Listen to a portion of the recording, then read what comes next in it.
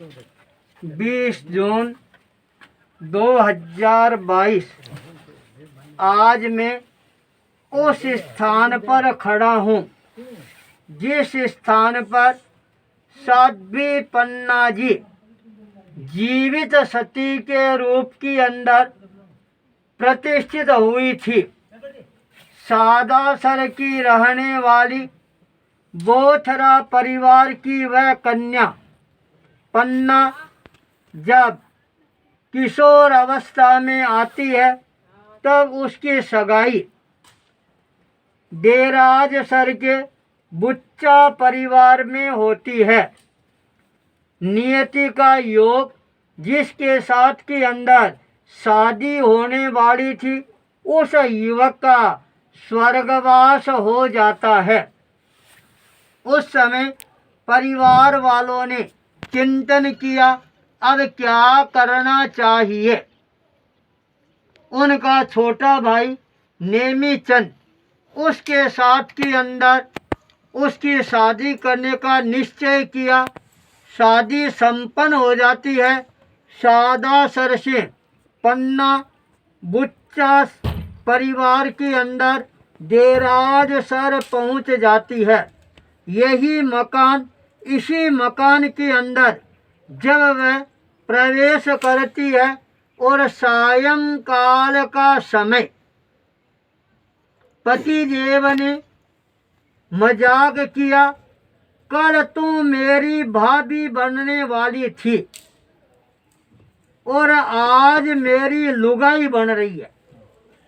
यह बात सुनते ही पन्ना जी की चेतना है वह जागृत हो जाती है और जागृत अवस्था के अंदर वह उसी समय अपने पति नेमीचंद जी को ये कह देती है तू मेरा देवर है और मैं तेरी भाभी हूँ।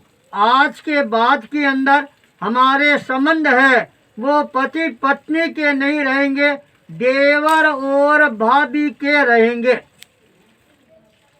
मरने के बाद तो सती होने वाले बोध मिल जाते हैं, पर जीते जी इस तरह का संकल्प कर लेना वास्तव के अंदर एक जीवित सती के रूप के अंदर हम उनको पहचान दे सकते हैं।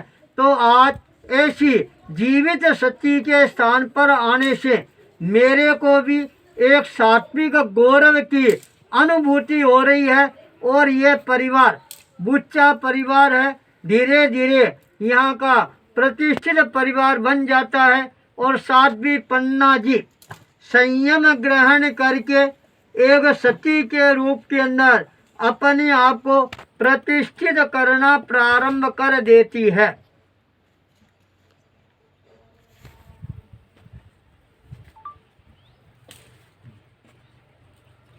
यह वह स्थान भी है। आज भले ही इस स्थान के अंदर हमारे को पशुओं का ये चारा भरा हुआ नजर आ रहा है, पर यह स्थान संघर्ष की एक महत्वपूर्ण निशानी का स्थान है। साध्वी पन्ना जी जब दीक्षा लेने के लिए तैयार होती है, परिवार वाले किसी भी हालत के अंदर दीक्षा देने के लिए तैयार नहीं होती हैं। इस स्थान के अंदर उनके ऊपर अनेकों प्रकार के जुल्म हैं वो ढाए जाने प्रारंभ कर दिए जाते हैं।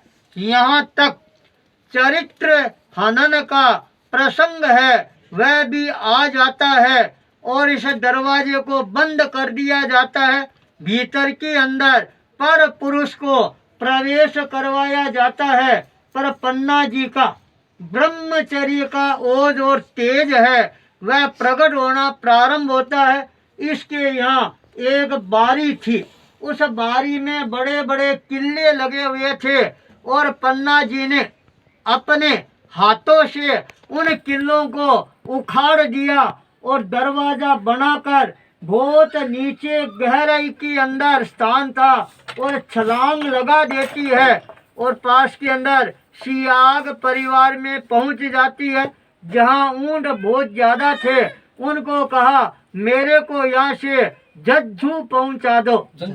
उनको झंझू पहुंचाया जाता है, उसके बाद के अंदर उनके चरित्र बल का ये प्रभाव होता है।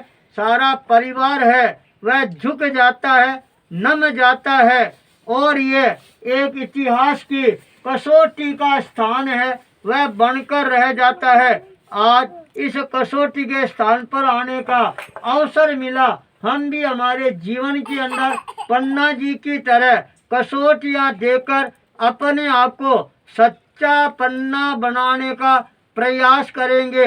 इसी मंगल भाव के साथ ओम ह्रीं नमः, ओम ह्रीं नमः, ओम ह्रीं नमः।